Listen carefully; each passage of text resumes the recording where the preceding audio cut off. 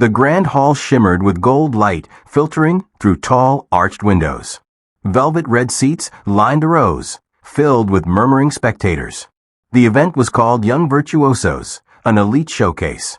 But there was nothing elite about the woman quietly waiting in the corner. Her name was Elena, a simple woman in her late 40s, wearing a faded floral dress and scuffed shoes. She looked like someone who had walked in by mistake. No one knew her. No prestigious school behind her name. No celebrity cosign. Just calloused fingers, tired eyes, and a heart full of something no one in the room had yet seen. "She's here to clean the stage," one teen whispered to his friend. "No way she's a performer," said another, laughing under his breath. The judges glanced at each other, puzzled. Her name was on the list, last, as if she was an afterthought. And the piano? It was a backup. An old, broken grand piano placed stage right. The real Steinway was reserved for the polished prodigies. This one had chipped ivory keys and a crack on its lid. Someone had made a joke backstage. Let's see what the cleaning lady can do with that. But what they didn't know is that sometimes miracles don't walk in with a spotlight. They come quiet. They come ignored until they play. The woman they never saw coming. Elena hadn't touched a real piano in years. Her fingers trembled, not from nerves, but from decades of silence.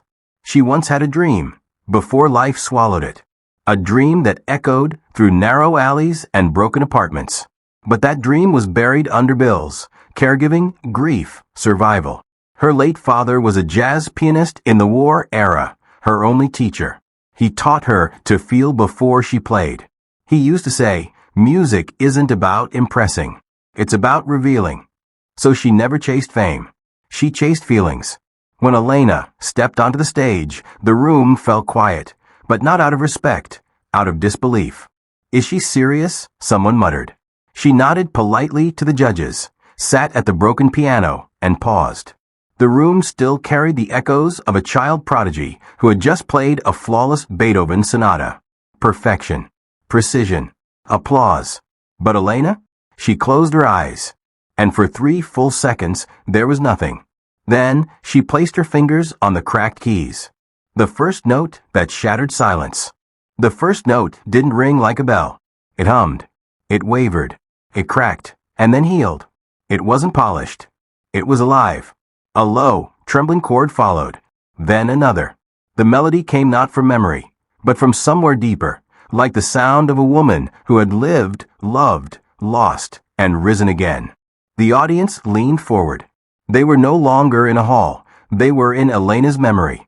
With every note, images formed in their minds. A small girl watching her father play in candlelight. A teenage girl hiding in a closet, crying, using music to escape the chaos outside her room. A mother burying her husband, then working nights so her son could have lunch money. They didn't know her story, but somehow they felt it. The judges were no longer scribbling notes. They were frozen. One wiped a tear. Another leaned back, stunned. She had turned a broken piano into a portal of the soul. The room that stopped breathing. No one in the audience remembered the last time a performance made them forget they were sitting in a chair. Elena's fingers were not flawless. Some keys stuck. Some notes wavered. But what emerged was something they didn't even know they craved. Raw, unfiltered truth. The music flowed like a broken river mending itself as it moved. It told of nights when hope was a flickering candle, of mornings that came too soon, of love that had no place to rest. People stopped whispering. The teenagers who once mocked her were no longer scrolling their phones. One of them blinked back tears, unable to understand why this untrained woman was awakening something deep inside him. In the third row, a stern-faced violin professor slowly took off his glasses. He wasn't just listening. He was remembering. Remembering his mother's hands, calloused and trembling, playing lullabies on a second-hand violin. Even the stage crew, halfway behind the curtain, froze mid-step. A camera operator whispered to a producer, "Are we recording this?" "Yes," the producer said softly. "And don't stop. Not for anything." It was no longer a performance. It was a confession in chords. Judges undone. The judge's table, where critique and snobbery usually sat like royalty, was now quiet with reverence. Judge number 1, a woman known for her brutal honesty, lowered her pen and pressed her palm to her heart. Judge number 2, a famous composer who had once said emotion is overrated in classical art, now has moist eyes. His lips moved silently, following her melody like a prayer. Judge number 3, an elderly pianist who had played with the Berlin Philharmonic, simply sat back and whispered, "She's not playing the piano, she's playing us." Elena was unaware of the shift. Her eyes were closed. She was lost in a place where no mockery could reach her. She wasn't playing to impress. She was playing to release. Flashbacks inside the music.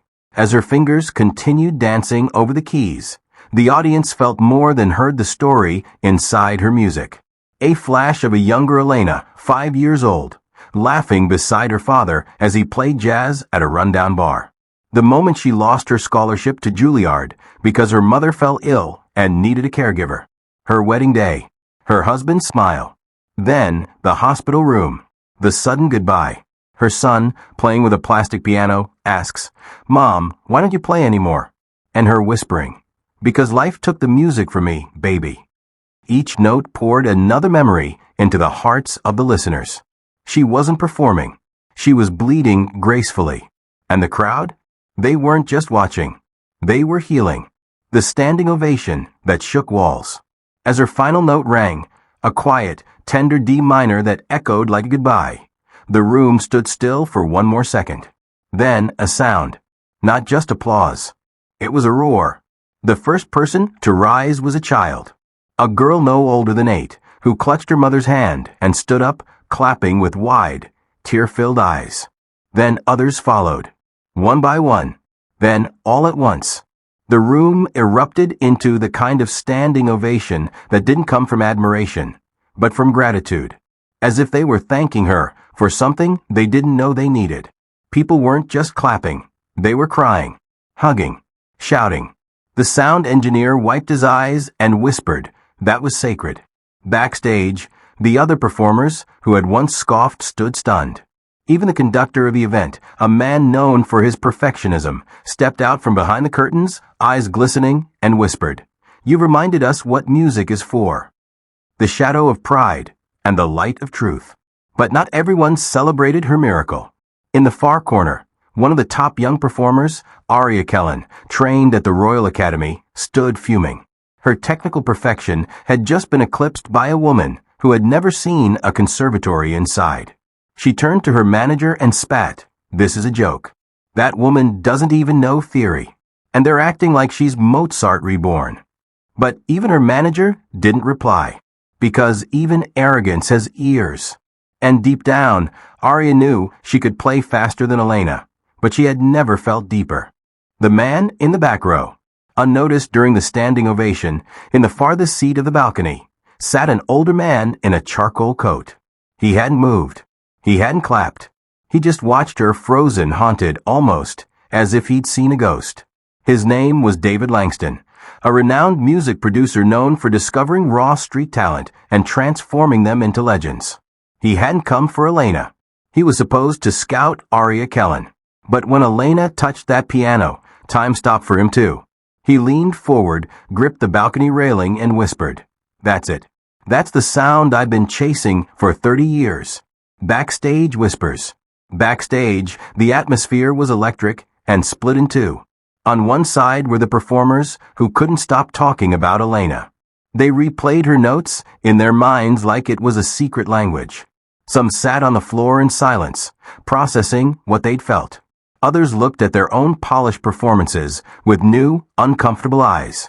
On the other side stood the elite few, the ones whose world had been built on structure, precision, and legacy. "She's a fluke," one of them scoffed. "She can't even read proper sheet music," another muttered. "She's not one of us," a third said bitterly. But there was a problem. The audience didn't care about credentials. They only remembered Elena, the offer she never expected. Later that night, Elena was sitting on a worn bench outside the hall, sipping from a paper cup of lukewarm tea. Her son Leo, now 17 and tall like his father, stood beside her, speechless. "You were unbelievable," he said, eyes shining. Before she could reply, a soft but steady voice came from behind them. "Elena Marquez?" She turned. It was David Langston. He introduced himself briefly, but respectfully. No fast talking, no flashy name dropping. Just quiet awe. "I've worked with artists my entire life," he said. "But what you did there, that wasn't art. That was the truth." Elena smiled shyly. "I haven't played for people in a long time. I want to record with you," he said bluntly. "Not because of what others heard, but because of what I felt. The world needs to feel that." Elena hesitated. "I'm just a simple woman. I've never done anything professional." David nodded. "Exactly. That's why it matters." The media storm. By morning, the performance had gone viral. Someone had uploaded a shaky backstage recording with the title, "Simple Woman Plays Broken Piano, Leaves Entire Concert Hall in Tears." Within hours, millions of views poured in. Comments flooded in from every corner of the world. "I didn't understand classical music until I heard this. She's not playing notes. She's telling stories. I broke down crying halfway. I don't even know why. This woman healed something I didn't know was broken." Major news outlets picked up the story. The miracle of the broken piano. Who is Elena Marquez? The woman who made the world cry. No degree, no fame, just soul. People demanded to know who she was. But Elena wasn't online. She didn't post reels or chase followers. She was still the same woman, making breakfast for Leo, walking past neighbors who now stared with awe, trying to process how decades of silence had been shattered in one unexpected moment. The envy of the elite. Not everyone celebrated her rise. Aria Kellen, the elite prodigy who had once scoffed, was now seeing her name buried under headlines about a nobody. Her agency called. Sponsors pulled back. Suddenly, Aria's perfect resume didn't glitter the same. One evening, she posted a story on her social media. "Real talent doesn't need pity applause. We work for years to be the best. Some people just get lucky." The post backfired. Thousands responded in defense of Elena. Even the top musicians replied. What Elena has can't be taught in conservatories. Perfection isn't a connection. Some people train to perform. Others live to heal. Aria deleted the post. But the damage was done. Because when truth walks into the room, pretense starts to shiver. The recording room. A week later, Elena stepped into her first professional studio. David had cleared the schedule. No pressure. No expectations. Just a grand piano and silence. She sat, stared at the instrument, and asked, "Do you want me to play something classical?" David shook his head. "No. I want you to play whatever your life sounds like." And she did. She played the sound of mornings where she had to choose between food and piano lessons for her son. She played the aching silence of her husband's last breath. She played the joy of Leo's first steps. She played the hunger, the hope, the faith that refused to die. And when she finished, the room didn't clap. It sat in reverent stillness. David's voice broke the silence. "Elena, that wasn't a take. That was a testament." The global stage. Months passed. Elena's album, Notes from a Simple Woman, debuted without a label push or a marketing team. And yet, it soared to the top of the classical crossover charts. Major artists asked to collaborate. Orchestras invited her to perform. She turned many down, not out of arrogance, but to protect her soul from noise. She played in small churches, retirement homes, refugee centers. And then one day, an invitation arrived from the Royal Philharmonic Gala, the same event where Aria Kellen was once supposed to be honored. They asked Elena to close the night. When she walked onto that massive stage, she wore the same floral dress. She sat at a perfect grand piano this time, but she closed her eyes and imagined the broken one instead. She played. And once again, the world wept. "All right, bro, let's bring this masterpiece home." The final arc will be poetic, emotional, and soul-stirring, the kind of ending that leaves a lasting impression. Here's where legacy, healing, and redemption all collide. The past knocks one last time. Success never erases the past. It just gives it a new door to knock on. One day, Elena received a letter. It came in a plain envelope, no return address. But the handwriting was familiar, shaky, angular, filled with memories. It was from her mother. They hadn't spoken in years. A complicated history full of silence, regret, and emotional bruises that never turned purple but always hurt. Elena hesitated before reading. Her mother had once told her that music was a waste of time, that no one ever fed their children on dreams, that the piano was a noise machine. But the letter? It was different. Dear Elena, I watched your video. I watched it 5 times. I never understood you when you were young. I never understood the sounds that poured out of your room. I was too tired, too scared. And I'm sorry I poured that fear into you and called it discipline. But the world sees you now, and I see you too. You didn't play that piano. You survived through it. If your father were alive, he would have cried from the first note. I know it's late, but I just wanted to say, I was wrong. And I'm proud of you. Mama. Elena folded the letter gently, placed it on the piano's music stand, and stared at it for a long time. Forgiveness is not forgetting. It's remembering and choosing peace anyway. The reunion in the back row. During one of her intimate concerts in a small community theater in Chicago, Elena noticed a man in the back row. His posture, his profile, it made her chest tighten. When the show ended, he didn't come forward. But Leo did. Mom, do you know who that was? Elena nodded slowly. It was Michael, her estranged brother. They hadn't spoken in over 20 years, since a fallout over their father's will. He had walked away from the family, from the music, from her. But now he'd come to listen, not to speak, not to reconcile, just to listen. And for Elena, that was enough. Some wounds don't close with words. They close with witnessing. The apology that changed a heart. Back in her quiet apartment one evening, Elena received another message, this time on social media. It was from Aria Kellen. Yes, that Aria. The once celebrated prodigy now fades under the weight of comparison and pride. Her message was short. Asterisk Elena. I owe you an apology. I mocked what I didn't understand. I was chasing perfection so hard, I forgot why I started playing music in the first place. You reminded me. Thank you. And I'm sorry. Asterisk. Elena replied with a single line. Thank you for listening. That's where music begins. No drama. No grudges. Just growth. The final performance. Years passed. Elena's legacy grew, not through fame, but through hearts touched. She founded a free music school called The Quiet Key, where students didn't audition, they just showed up. Where battered pianos were treated with reverence. Where janitors and judges sat side by side in the front row. But eventually, her hand slowed. The tremor returned. Not from fear this time, but from age. One autumn night, at her final public concert, she walked on stage with Leo beside her. He had grown into a musician in his own right, but still said his mother was the only genius he ever met. The theater was packed, but no one clapped until she sat down. She placed her hands on the keys, and for a moment she didn't play.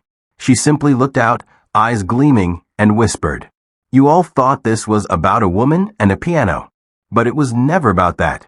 It was about the truth, about letting silence sing, and remembering that even the most broken instruments can still create beauty, if you dare to touch them." Then she began to play her last song, a piece called Unseen. It had no sheet music. It had no tempo markings.